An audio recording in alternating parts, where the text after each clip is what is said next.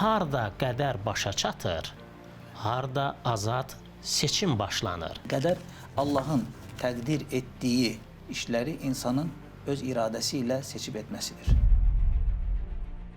Nəyə əsasən müəyyənləşdirir ki, bu qədər deyil, amma bu seçimdir? Yəni insanın iradəsi xaricində və insanın burada müdaxilə şansı və dəyişdirmə şansı olmadı. İnsanların öz etdikləri üzündən qarşılaşdıqları məsələlərdə məsuliyyəti başqasının üzərinə atma cəhdi vardır. Əgər Allah bir şeyi qabaqcadan müəyyənləşdiribsə, onda niyə bizi hesaba çəkir? Yəni Allah istəməzsə, siz bunu edə bilməzsiniz demək, sizin bu seçim haqqınızı Allah vermişdir deməkdir. Bir günah iş görür, deyir ki, Allah istədiyi üçün mən bu günahı görürəm, çünki belə bir ayə var. Cəhd edərək alınmırsa imtahan, amma cəhd etmirsə, çalışmırsa, başına bir şey gəlirsə bu bəladır.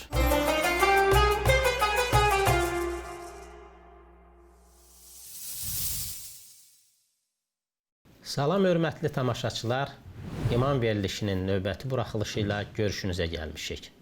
Bugün sizinlə olduqca maraqlı və mühüm mövzunu müzakirə edəcəyik. Həyat taleyin diktələrindən, yoxsa insanın öz seçimlərindən ibarətdir?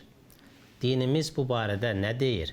Bəzən insanoğlu öz uğurlarını zəhməti ilə, çalışqanlığı ilə əlaqələndirir. Müvəffəqiyyətsizliyini isə taleyin, qismətin boynuna atır.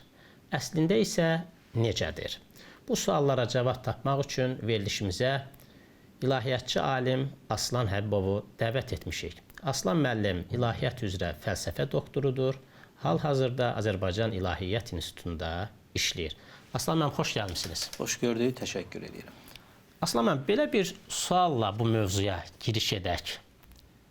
Bu verilişə gəlməyiniz şəxsi seçiminizdir, yoxsa qədərdir? Elvisa müəllim, suala əgər bir cümlə, bir sözlə cavab versək, şəxsi seçimimdir.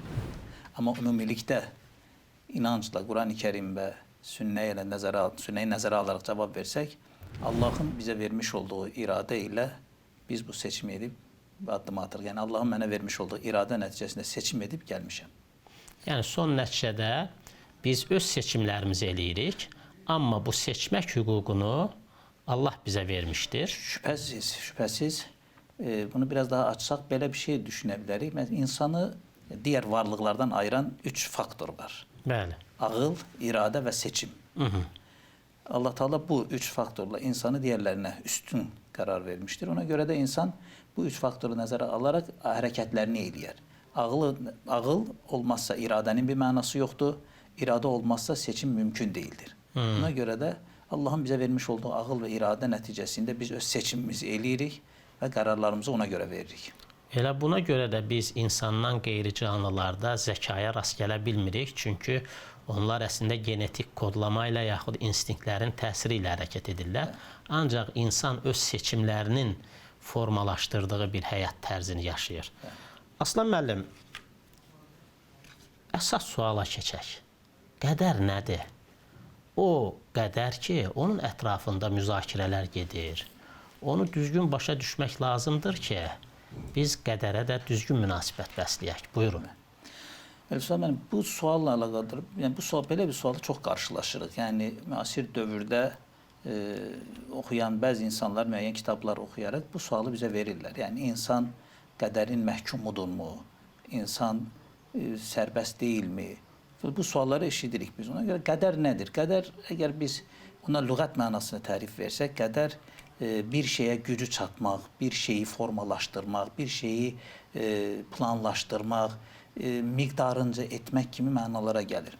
Amma terminoloji mənası isə din dilində belə desək, verilən bir mənası var. O da nədir? Əzəldən əbədə qədər olmuş və olacaq hər şeyin Allah tərəfindən yaradılması və iradə edilməsi şəklində tərif edilir. Bu klasik tərif. Amma burada bir şey var. Burada insan iradəsi bu tərifin harasında qoyulacaq. Ona görə də belə düşünə bilərik, biraz daha belə bir tərif versək, yəni qədər əslində ölçü, miqdar, sistem və ya səbəb-nəticə qanunu olaraq qədəri tərif eləsək, o zaman burada insan iradəsini də içinə qataraq, əslində qədər Allahın təqdir etdiyi işləri insanın öz iradəsi ilə seçib etməsidir. Aslan müəllim, yaxşı, biz onda necə müəyyən edək ki, etdiyimiz hansı işlər qədərdir, hansı işlər isə bizim seçimimizin məhsuludur. Çünki biz müəyyənləşdirməliyik ki, qədərlə azad seçimin sərhədi hardadır? Yaxud harda qədər başa çatır, harda azad seçim başlanır?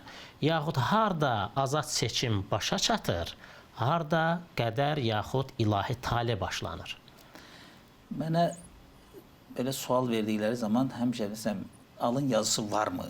Belə qəza-bu qədərə görə mi hərəkət edirik deyəndə həmişə bu cavabı xoşlayıram. Deyirəm ki, həm var, həm yoxdur. Soruşanda ki, bax necə olur da həm var, həm yoxdur. Yəni alın yazısı həm var, həm yoxdur. Həm yoxdur deyə bunu belə izah edirəm. Yəni o şeylər ki, ona bizim müdaxilə şansımız yoxdur, biz bunu alın yazısı olaraq izah edə bilərik. Məsələn, harda dünyaya gəlməyimiz, kimin övladı olmağımız, hansı millətdən, hansı irqdən olmağımız, rəngimiz, boyumuz nə şəkildə olacağını, yəni ona ki müdaxilə edə bilmirik deyək ki, bunlar qədər olaraq qəbul edilir. Aslan müəllim, yəqin bizim üçün o qədərdir də, amma məsələn atam üçün qədər olmaya bilərdi. Şübhəsiz. Özü üçün demirəm. Bəli. Məsələn, oğlunun hansı rəngdə olması mümkündür ki, ata elə bir xanımla evlənər ki, onun rəngi açıqdır. Onun üçün seçimdir. Bəli, onun bizim üçün qədərdir. Bizim üçün qədərdir. Yəni o şeylərə ki, bizim müdaxilə şansımız yoxdur. Və diqqət edin, dində də, İslamda, Qurani-Kərimdə də Allah Taala o şeyə ki, bizim müdaxilə şansımız yoxdur, yəni bizim üçün qədərdirsə, ona dair bizə hər hansı bir məsuliyyət yükləməmişdir. Bəli, Yəni insanoğlu. niyə sən burada doğuldun filan şəklində belə bir şeylə qarşılaşmazsınız.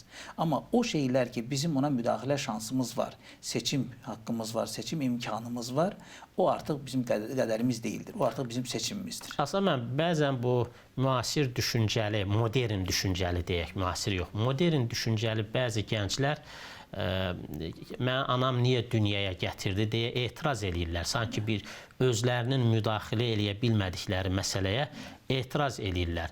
Əlbəttə ki, məntiqi cəhətdən onların etirazlarının da bir əsası yoxdur, deyilmi? Yəni sən dəyişə bilməyəcəyin, təsir edə bilməyəcəyin bir şeyə necə etiraz eləyə bilərsən? Bəli, razıyam sizinlə. Üstəlik də bunu da əlavə eləsək, biraz əvvəl insanı insan edən digər varlıqlardan ayıran faktorları sayanda bir də seçim faktorunu demişdik.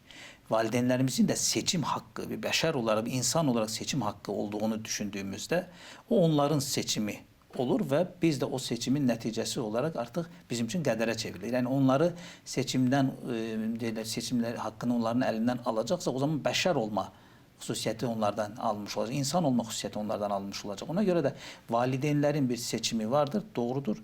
Amma biz bu dünyaya gəldiyimiz üçün hər hansı bir seçim şansımız olmamış olsa da, amma feillərimizlə əlaqədar, davranışlarımızla əlaqədar olaraq seçim şansımız var və ondan məsuliyyət daşıyırıq. Aslan müəllim, qədəri başa düşdük.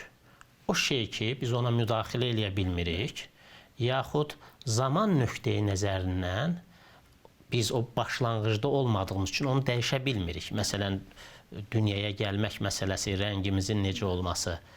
Bəs belədirsə, yəni qədəri başa düşdük. Nə seçimdir? Yəni biz nəyə əsasən müəyyənləşdiririk ki, bu qədər deyil, amma bu seçimdir? Sonra mən bir dənə nümunə vermək istəyirəm. Bir dəfə bir xəbərlərdə bir video ilə qarşılaşmışdım. Bir məktəbli uşaq svetoforda, işıqforda gözləyir. İşıqfor yaşıl yandı, piyada üçün yaşıl yandı. Uşaq orada 2 maşınlıq yoldur.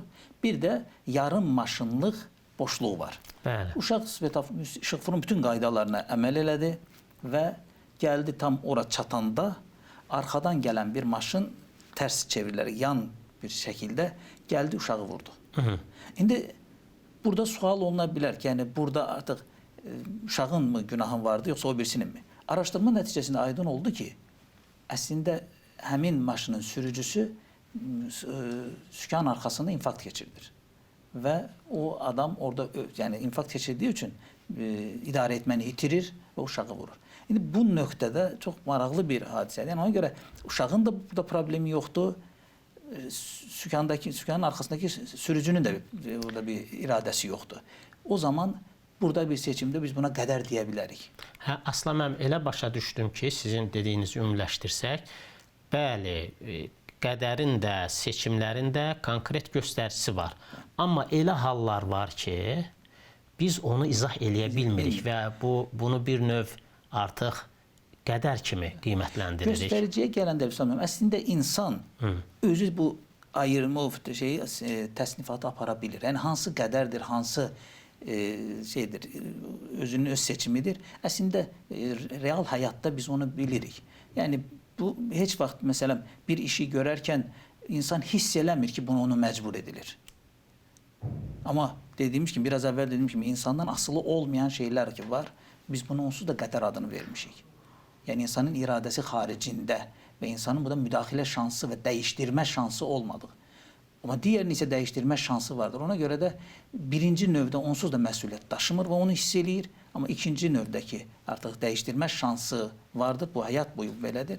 O zaman ona müdaxilə şansı varsa, o zaman məsuliyyət daşıyır. O halda o insanın iradi əməlləridir. Aslan müəllim, belə demək mümkündürmü ki, hansı məsələlərdə məsuliyyət daşıyırıqsa, o məsələlərdə etdiklərimiz bizim seçimlərimizdir və bunu biz taleyin üzərinə ata bilmərik. Hansı məsələdə cavabdehiksə, məsuliyyət daşıyırıqsa, yaxud hansı məsələlərdə Allah bizi hesaba çəkəcəkdirsə, o məsələlər sırf bizim öz azad iradəmizlə fəaliyyət göstərdiyimiz bir sahədir. Bunu iki tərəfli də düşünmək olar. Hansı məsələdə məsuliyyət daşıyırıqsa, o bizim iradi seçimimizlə olan işlərdir və ya hansını özümüz seçmişiksə, onda məsuliyyət daşıyırıq. Yəni, son nəticədə məsuliyyətlə azad iradə bir-birini şərtləndirir. Bəli. Bir-birini şərtləndirir. Çünki bir insan oğlu, İslamın məntiqi belə səslənir. Allah əgər insanı bir məsələyə görə hesaba çəkirsə, yəni o məsələyə görə məsuliyyət daşıyırsa, deməli, həmin məsələləri o öz seçimi ilə etmişdir. Amma o məsələlərdə ki, insan məsuliyyət daşımır, yaxud o məsələdə ki, o hesaba çəkilməyəcəkdir, əlbəttə ki, biz bunu onun şəxsi seçimi adlandıra bilmərik. Məsələn, bir uşağın kör doğulması. Mümkündür ki, bu atasının, babasının hansısa bir hərəkətinin nəticəsidir. Amma insanoğlu kör doğulmağı özü seçməmişdir və buna görə də hesaba çəkilməyəcəkdir. Aslan müəllim, buyurun. Quran-ı Kərimdə də məsələn o sizin dediyiniz qeydlərdə, yəni insanın bəzi əksikliklərlə dünyaya gəlmiş olmasını, yəni Allah Taala onlar üçün hər hansı bir problemin olmadığını buyurur. Bir çox məsələdə məsuliyyətlər yükləyərkən, möminlərdən bir şeylər tələb edərkən, kara və müəyyən qüsurları olan insanlar üçün onlara üçün hər hansı bir günah yoxdur deyə buyurur. Ona görə də diqqət etdiyimizdə ibadətlər məsələsində, hüquqi məsələlərdə də insanın özündən və iradəsini istifadəsinə əngəl olan bir durum varsa, məsələn, əqli yetərsizlik varsa, onu ümumiyyətlə məsuliyyət daşımır. Məsələn, fiqhi məsələlərdə, şəri məsələlərdə insanlardan hansı mükəlləfin tərifini verərkən nə deyirlər? Yəni, bu və bir də aqil olması lazım, ağıl sahibi olması lazım. Amma bəzi məsələlər var ki, dediyimiz kimi gözü görmür, amma ibadətlərdən, bir çox ibadətdən əslində o məsuliyyət daşıyan o öhdəliyi vardır.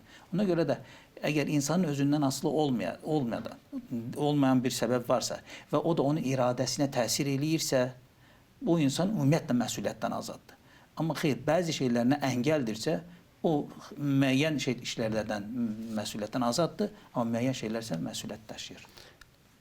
Əgər onda belə bir sual da ortaya çıxır. Bəziləri deyirlər ki, bu şeylər bizə qabaqcadan yazılıb, ona görə biz bunu eləyirik. Əgər insan üçün Allah bir şeyi qabaqcadan yazıbdırsa, onda günah və savab anlayışının, cəza və mükafat anlayışının bir mənası qalırmı Aslan müəllim? Yəni, əgər Allah bir şeyi qabaqcadan müəyyənləşdiribsə, onda niyə bizi hesaba çəkir? Yaxud niyə bizi ya cəzalandırır, ya da mükafatlandırır? İnsan haqlı olaraq deməzmi ki, ey Rəbbim, bunu sən istədin və mən də etdim, elə isə niyə məni cəzalandırırsan? Bu suallar tarix boyu müzakirə edilən məsələlərdir.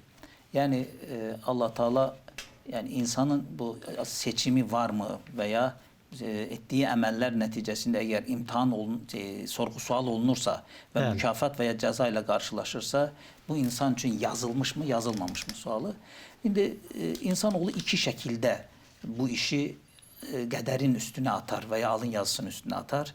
Bir, məsələn, bütün cəhdlərinə baxmayaraq çalışar, zəhmət çəkər, bütün cəhdlərinə baxmayaraq işi alınmadığı zaman yəqin ki, bunda bir xeyir vardır, bu mənim taleyimdir, qədərimdir deyə artıq təvəkkül edər. Bu işin müsbət tərəfi, yəni səbri Yəni tövsiyə hər bir işi, yəni əlindən gələni etdikdən sonra bütün cəhdlərini göstərdikdən sonra yenə alınmırsa, yəni fiziki olaraq bütün imkanların nə qədər imkanı varsa bunu yerinə yetirir, tapşırıqlarını yerinə yetirir, nə çalışırsa amma alınmırsa, burada hər halda mənim üçün bir xeyir vardır deyib təvəkkül edir. Bu müsbət haldır. Yəni bu da səbrin təvəkkül edir. Bəli, təvəkkül edir. Allah artıq burada bir xeyir vardır deyir. Yəni yəqin ki, bu mənim qismətim belə imiş cavab verir.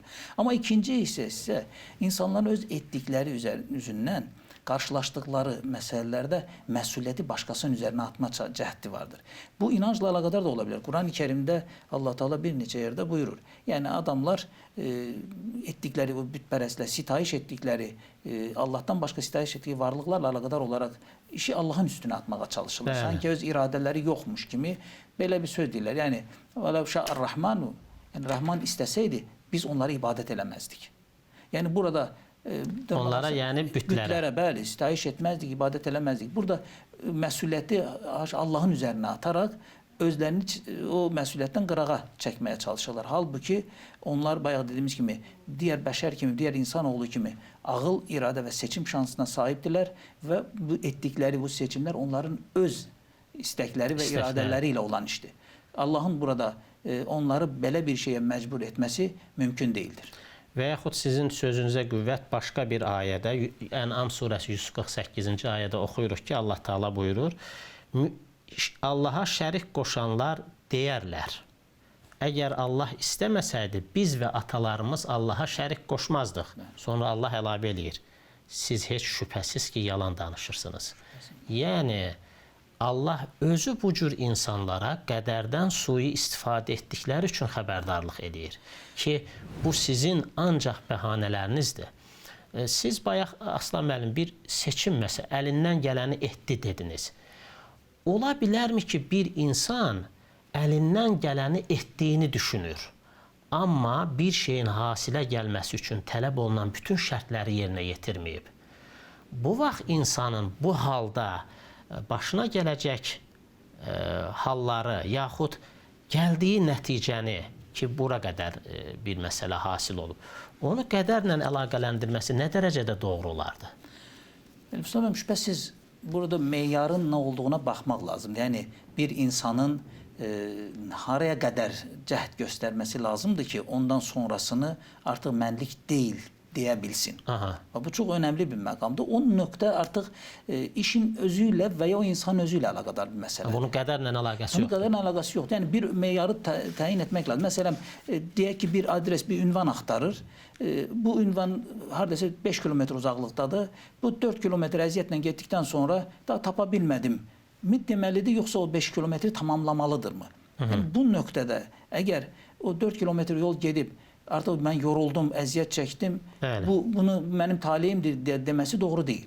Yəni, o zaman işin tamamını yerinə yetirməlidir. Bu nöqtədə fikirləşmək lazım. Yəni, həqiqətən də tələb olunan işi axıra qədər görübmü, görməyibmi? Görübmü, görməyib? Görübsə, bu artıq yenə alınmırsa, bu qədər deyə düşünə bilər və ya mənim alın yazı və ya xeyir bundadır deyə düşünə bilər.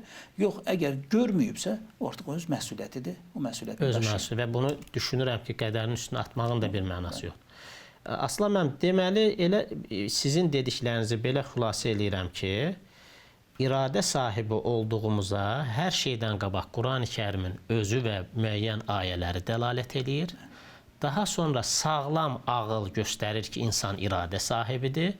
Çünki Quran-ı Kərimdə və Peyğəmbərin hədislərində əmir və qadağaların olması da göstərir ki, biz iradə sahibiyik. Əgər insan seçim edə bilmirsə, onun qarşısında hansısa qadağanın yaxud buyruğun qoyulmasının nə mənası var? Onsuz da o seçim eləyə bilməyəcək, onun əvəzinə başqaları seçəcəkdir. Sualınızın bir hissəsi, indi onu da bir əlavə edeyim. Şübhəsiz, əgər bir insanın gücü və qüdrətinin xaricində bir şey varsa, bunu əgər ona əmr edilsə və ondan tələb edilsə, bu ədalətsizlik olar. Bəli. Və bunu edə bilmədi deyə cəzalandırmaq ya da ondan asılı olmayaraq onun üçün yazılıb qeyri-iradi olaraq bu işi etməsinə şərait yaratdıkdan sonra vay sən bunu qəşəng elədin, al sənə mükafat demək də ədalətsizlik olur.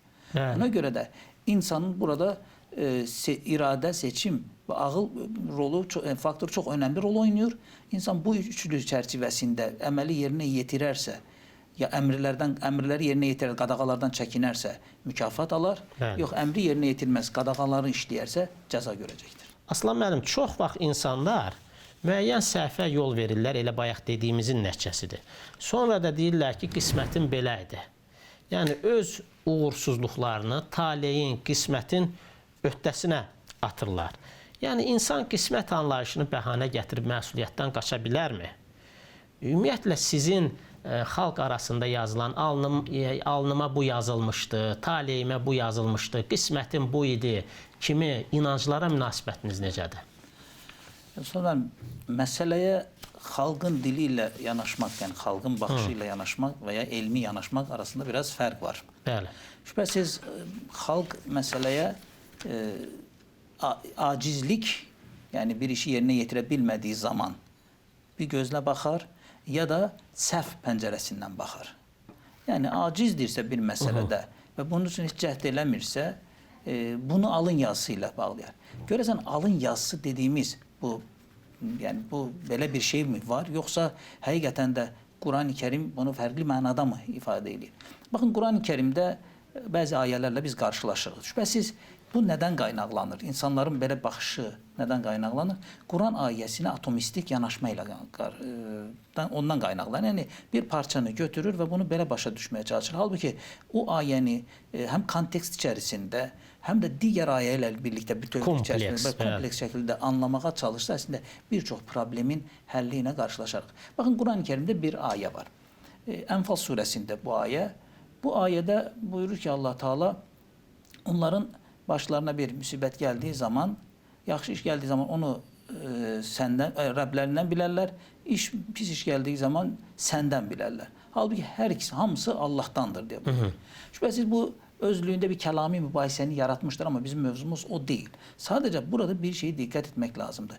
Bu ayənin nazil olduğu dövrdəki o ab-havanı bir baxmaq lazımdır, nədir?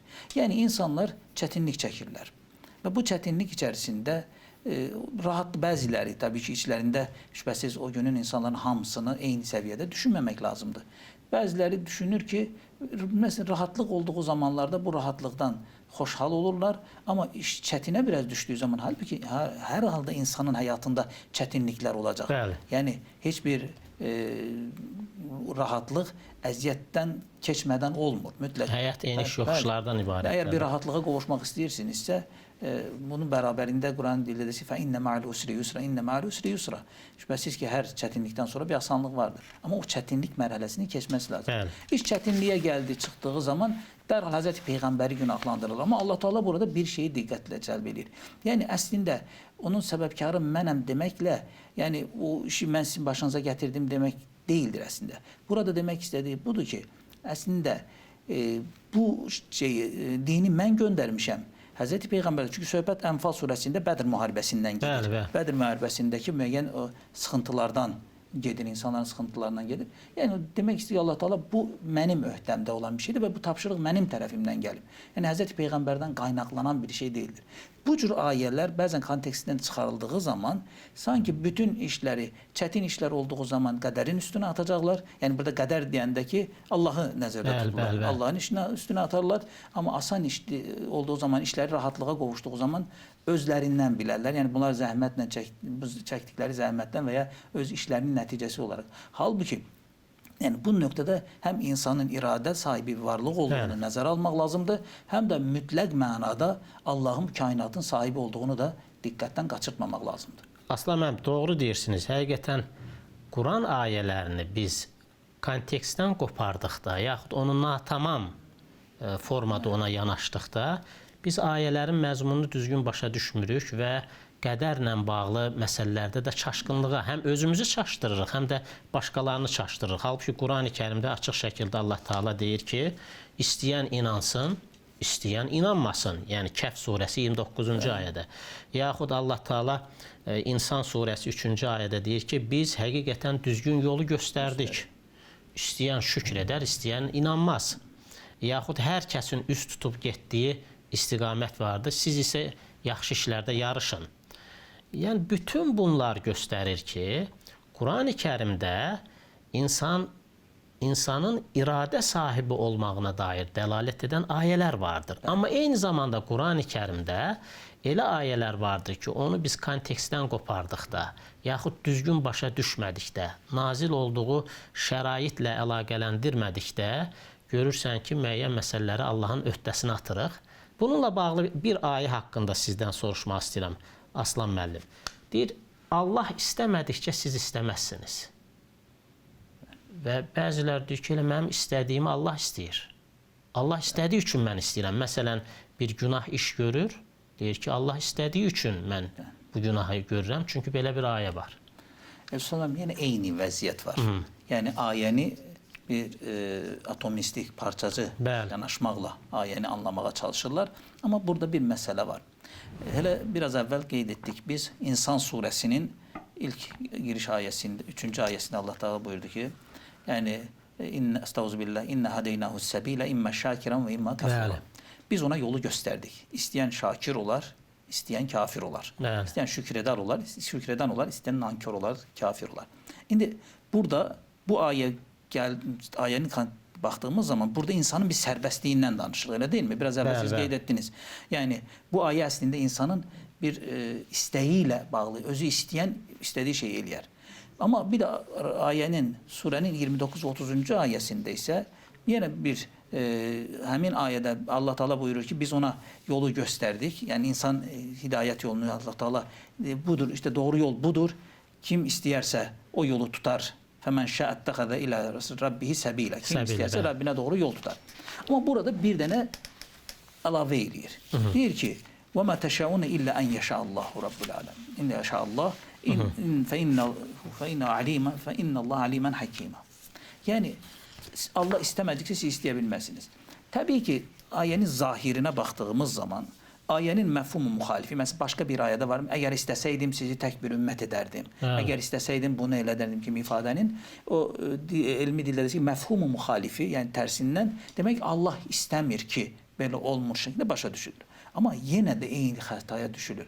Quranın nazil olduğu dövrdə Allah Taala'dan başqa bəzi ilahlara sitayiş edilirdi. Və bu ilahlar həmin insanlara görə Allahdan müstəqil iradə sahibi varlıqlar idilər.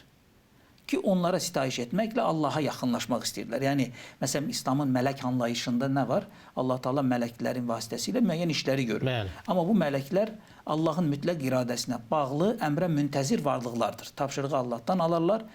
Yəni, Allahın iradəsi xaricində bir addım atmazlar. Amma o insanların inancında isə həmin bütlər, yəni bütlər deməli tanrılar, ilahlar müstəqil varlıqlardır. Yəni bu nöqtədə Allah Taala bir məqama diqqət yetirir. Yəni bütün kainatda baş verən hər şey kainatın yeganə sahibi olan Allahın nəzarəti altındadır. Yəni Allah istəməzsə siz bunu edə bilməzsiniz demək, sizin bu seçim haqqınızı Allah vermişdir deməkdir. Bəli, bəli. Çox önəmli bir nöqtədir. Yəni mən istəməsəydim siz seçə bilən varlıq olmazdınız. Mən istəməsəydim siz bu günahları edə bilən varlıq olmazdınız. Yəni mən sizə o seçim şansını, ağlı və iradəni mən verdiyimə görə siz bunları öz seçiminizlə eləyirsiniz. Ona görə də burada Allahın üzərinə atmaq məsələsi, yəni Allah Taala öz öhdəsinə götürməklə bir şeyi bizə çatdırmağa çalışır. Yəni bəli, burada mütləq iradə sahibi Allahdır və o iradə sahibi bizim iradə sahibi olmağımızı istəmişdir. Əks halda nə edə bilərdi? Bizi də digər varlıqlar kimi seçim şansı olmayan bir varlıq kimi yarada bilərdi və məsuliyyət də yükləməzdi bizə.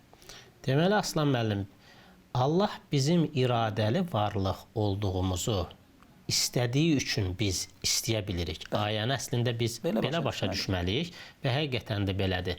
Bu nəyə bənzəyir? Zəngin bir insan öz mağazasına kasıb bir insanı buraxır və deyir ki, oradan istədiyini götürə bilərsən. O da oradan istədiyini götürür. Çıxdıqda deyir ki, əgər mən istəməsəydim, sən onları istəyə bilərdinmi? Deyir, əlbəttə ki, istəyə bilməzdim. Çünki mənim istəməyim sənin istəməyinə bağlıdır. Bu o mənaya gəlmir ki, dediyimiz kimi, insan öz seçimlərini sanki Allah o cür seçibdir deyə edir. Əksinə, seçmə bacarığını, seçmə qabiliyyətini, seçmə hüququnu verdiyi üçün seçir. Məsələn, Elfisam mən bunu nümunə olaraq tələbələrə həmişə belə bir nümunə başa salıram. Məsələn, belə bədəni böyük, bədəni fiziki güclü bir insan zəif bir insana deyir ki, mən istəməsəm, qapını kəsib, qapının qabağında dayanıb, yəni mən istəməsəm heç biriniz içəriyə girə bilməzsiniz deyər və amma bəziləri içəriyə girir. Bizim içəriyə girməyimiz özümüz sərbəst mi girdik? Xeyr, əslində bu demək də bunu demək istəyir. Yəni mən istəməsəydim sizin girişinizə mane olardım. Siz demək mənə nəzərən bu içəriyə girə bilməzsiniz və ya çıxa bilməzsiniz. Bunu belə başa düşmək lazımdır. Kainatda Allaha nəzərən heç bir şey baş vermir. Yəni mütləq iradə sahibi, qüdrət sahibi Allahdır. Allaha nəzərən heç bir şey baş vermir. Əgər bir şey baş verirsə, yəni bizim iradi olaraq dediyimiz şeylər daxil, burada o bizə o iradəni verdiyi üçün, o seçimi etmə şansı verdiyi üçün və seçib seçməmə məsələsində bizi sərbəst buraxdığı üçündür belə baş verir. Aslan müəllim, insan üçün ən böyük ümid mənbələrindən biri duadır. İnsan dua etməklə qədərini dəyişə bilərmi? Məsələyə Həzrəti Peyğəmbərin bir hədisi ilə yanaşsaq, bəli, dua ömrü uzadır, dua bəlanı dəf edər kimi ifadələr. Biz bu hədisləri görürük, eşitmişik, oxuyuruq mənbələrdə. Amma bir məsələni diqqət etsək, əgər biz qədəri, Quran-ı Kərimin dilində desə, qədəri sistem olaraq düşünsək, şübhəsiz bu sistemdə Allahın müdaxiləsi xaricində insanın duası ilə insanın duası ilə Allahın bəzi müdaxilələrinin ola biləcəyini düşünə bilərik. Ona görə də mən düşünürəm ki, bəli, bizim qədər dediyimiz və ya bayaq dediyimiz kimi əksik olaraq tamamlaya bilmədiyimiz işlərdə ola bilər və ya başqa məsələlərdə ola bilər. Dua etmək, yəni nəticədə bu mülkün sahibi Allahdırsa, dua etməklə, ona ibadət etməklə müəyyən işlərdə müəyyən dəyişikliklər edə bilərik. Bəli, Aslan müəllim, mən də elə düşünürəm ki, yanlış seçimlərin, etinasızlığın, yaxud tənbəlliyin doğura biləcəyi bir nəticə var. O nəticəni biz dua etməklə əlbəttə ki, dəyişə bilərik. Son sualımıza keçək Aslan müəllim. Yəni, mövzumuza belə bir sualla yekun vuraq. Uğursuz insan qismətin yoxsa seçimlərinin qurbanıdır? Bu sual əslində bu sualın cavabını əslində mətnin ümumi biz verişimizin müddəti içərisində dedik. Əgər bir insan zəhmət çəkir, bütün onun öhdəsinə düşən işləri yerinə yetirir, amma yenə də uğursuz olursa, bu o deməkdir ki, nə isə bunun qədəri ilə əlaqədar bir məsələ, amma bütün işləri yerinə yetirirsə. Yox, əgər ona öhdəsinə düşən işləri yerinə yetirmədən sadəcə işi yəni öz cəhd göstərmədən alındıra bilmirsə, o insan düşünməlidir ki, yəni o düşünür ki, bu qədərin məsələsidir, amma yanılır. Ona görə də əgər məsələn mən belə bir bir fikirdəydim, belə bir qənaətə gəlmişdim. Əgər insan bütün cəhdlərinə baxmayaraq istədiyi alınmırsa, bu bir imtahan. Yəni nəticədə bir imtahan oluruq da biz hərimiz. Bütün cəhdlərinə baxmaq imtahan olur, amma yox, bütün cəhdlərinə, daha doğrusu cəhd edərək alınmırsa imtahan, amma cəhd etmirsə, çalışmırsa, başına bir şey gəlirsə, bu bəladır. O bir bəladır. Aslında mən Peyğəmbərimizin də dövründə belə bir hadisə baş vermişdi. Peyğəmbər iki nəfərin arasında hökm kəsir və əleyhinə hökm kəsilən şəxs çıxıb getdikdə Peyğəmbər eşidə bu sözü deyir. Mənə Allah bəsdir, o nə yaxşı köməkçi, hamidir. Peyğəmbər bu sözü eşitdikdə deyir ki, belə demə, sən daha fərasətli, daha gözü açıq olmalısan. Əgər fərasətli və gözü açıq olmasan, olduqdan sonra da yenə bir şey nəticə hasil olmazsa bu sözləridir. Yəni, mömin çalışqanlığı ilə da güclüdür. Əgər çalışmağına baxmayaraq bir şey hasil olmazsa, ona görə Allaha təvəkkül göstərməsi ilə də güclüdür. Aslan mən təşəkkürümüzü bildiririk. Mən təşəkkür Gəldiniz, suallarımıza cavab verdiniz. Maraqlı bir verilişin ərsəyə gəlməsində iştirak etdiniz. Çox sağ olun. Sağ olun. Əziz tamaşaçılar, həyat seçimlərdən ibarətdir. Uca Allah nəyin yaxşı, nəyin də pis olduğunu bizə göstərmişdir. Seçimlərimizi düzgün etsək, həm dünyada xoşbəxt olar, həm də axirətdə bizə əbədi məsudluq bəxş edəcək mükafatı qazana bilərik. Allaha əmanət olun.